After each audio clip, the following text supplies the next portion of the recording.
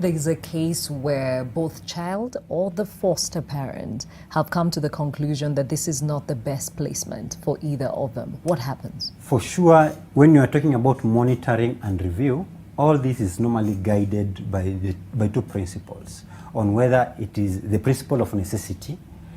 First, it implies that whether this child, in the first place, it was necessary to separate this child from the previous care option that the child was in, or from the family of origin where the child was. Because some children are removed from their families because then the family becomes a toxic environment for the child.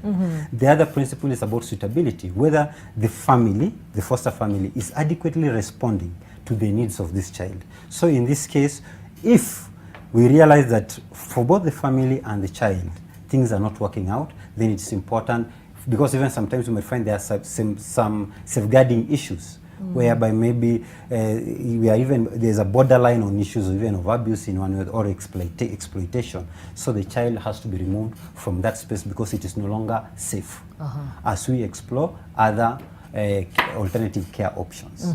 However, that's why the matching process becomes key.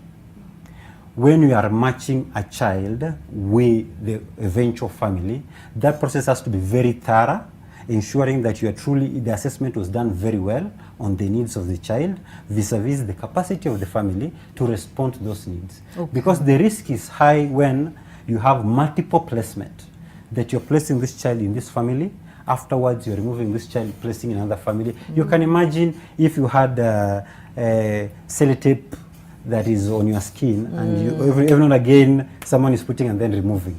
So problems of attachment eventually emerge. Because as a child, I become attached to this adult, and then things are not working out. I have to place in another family. Again, I have to get attached. So we try to avoid that.